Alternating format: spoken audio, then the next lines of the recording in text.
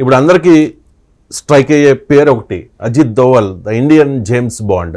So Ajit Doval చాలా సందర్భాల్లో అజిత్ దోవల్ గురించి చెప్తూ ఉంటారు.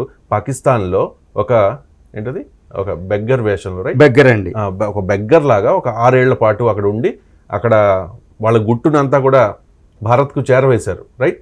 ఎస్ అండి, రైట్. ఇప్పుడు అజిత్ దోవల్ వ్యూహం ఏ రకంగా ఉండబోతోంది అనేది, అంటే డైరెక్ట్గా దెబ్బ కొట్టకపోయినా పరోక్షంగా ఏదైనా దెబ్బ కొట్టే అవకాశం ఉందా? అంటే ఖచ్చితంగా ఈ ఆపరేషన్ బలూచిస్తాన్ దీనికి ఏమైనా యాక్షన్ ప్లాన్ సిద్ధం చేసే అవకాశం ఉంటుందా అజిత్ దోవల్? ఎస్ అండి. భారతదేశం ఏంటంటే నేను ఒకటి చెప్పాను, భారతదేశం సాంప్రదాయకంగా అంతర్జాతీయ ఒప్పందాలను గౌరవిస్తుంది. ఇలా మనం ప్రపంచానికి కనపడాలి, న్యాయం చేసినట్టే కాదు చేసినట్టు కూడా కనపడాలి. మేము ధర్మంగా వ్యవహరిస్తున్నాం, ఇదిగోండి పరోక్షంగా మేము మా చేతిలో ఉన్నాయి చేసాం, యుద్ధం కూడా ప్రకటించలేదు, ప్రపంచం అంతా ఊపిరి పీల్చుకుంది, అందరూ జై హో భారత్ అంటున్నారు. ఇది ప్రత్యక్షంగా భారతదేశం చేసిన బుద్ధి అనమాట. కానీ పరోక్షంగా మాత్రం విదేశాంగ నిపుణులు, రక్షణ నిపుణులు అందరిని పెట్టేంటంటే Modi, prime minister Modi, yes Jayashankar, one of the matured foreign minister so far since independence. ఇప్పుడు అజిత్ దోవాల్, ఈయన ఫార్మర్ ఐపీఎస్ ఆఫీసర్, ఈయన intelligence chief. Even Indira Gandhi pickup చేసిన ఇందిరా లాంటి ఆవిడ బయటికి తీసుకొచ్చింది ఈయన. ఇప్పుడు చూడండి చంద్రబాబు నాయుడు గారు గ్రేట్ అని ఎందుకంటారు, అప్పుడప్పుడు బెస్ట్ అడ్మినిస్ట్రేటర్ని బయటికి తీసుకొస్తారు. ఇక్కడ ఇందిరా బయటికి తీసుకొచ్చినప్పుడు ఆపరేషన్ బ్లూ స్టార్ బెంద్రాని వాళ్ళ సంహరించింది ఇతనే. తర్వాత ఇంటెలిజెన్స్ చీఫ్గా ఇంటెలిజెన్స్ రాలో మనకు సినిమాలు చూస్తాం.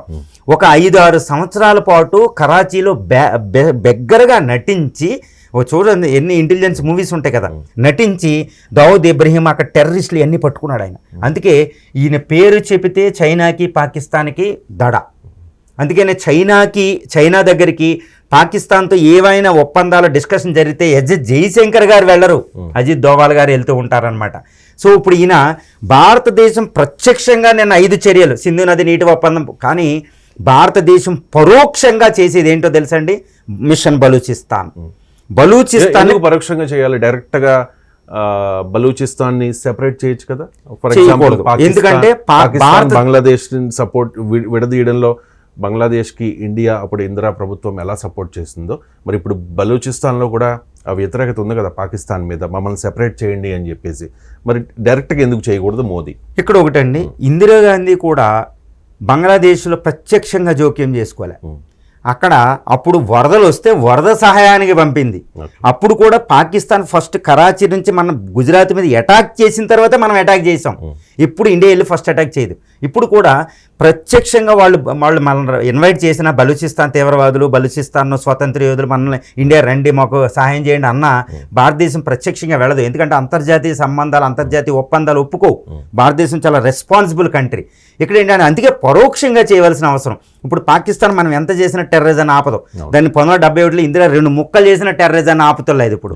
సో టెర్రరిజం ఆపకపోతే మనం ఏం చేయలేం. పిచ్చోడి చేతిలో రాళ్ళలాగా అణుబాంబులు ఉన్నాయి, మనం అటాక్ చేయలేని పరిస్థితి. సో ఈ పరిస్థితిలో పరోక్షంగా ఇన్వాల్వ్ అయ్యి ఇప్పుడు ఇదే అజిత్ దోవల్ గారు అంటారన్నమాట, ముంబై మీద బాంబు అటాకులు చేసినప్పుడు ఈ అజిత్ దోవల్ గారు ఒక మీటింగ్లో చెప్తారు, మీరు మా ముంబైని అటాక్ చేస్తే మేము బెలూచిస్తాన్ వైపు చూడవలసి వస్తుంది అని. ఇప్పుడు బలూచిస్తాన్ జాఫర్ ఎక్స్ప్రెస్ హైజాకింగ్లో భారత ప్రస్తావన ఉంది అని పాకిస్తాన్ నమ్ముతుంది. సో ఈ విధంగా అజిత్ దోవల్ గారు పరోక్షంగా మిషన్ బలూచిస్తాన్ పెట్టుకున్నారనమాట. సో మిషన్ బలూచిస్తాన్ వాళ్ళ స్వతంత్ర సమరయోధులు చెప్పుకునే వాళ్ళకి సహాయం చేసి బలూచిస్తాన్ పాకిస్తాన్ నుంచి మనం డివైడ్ చేయగలిగితే 40% భూభాగం డివైడ్ అయిపోతే పాకిస్తాన్ సగం శక్తి పడిపోతుంది అనమాట. ఇంకా చైనా కూడా అక్కడ ఇన్వాల్వ్ అవ్వదు, ఎందుకంటే గడార్ పోటీ ఇవన్నీ ఉంటాయి అనమాట.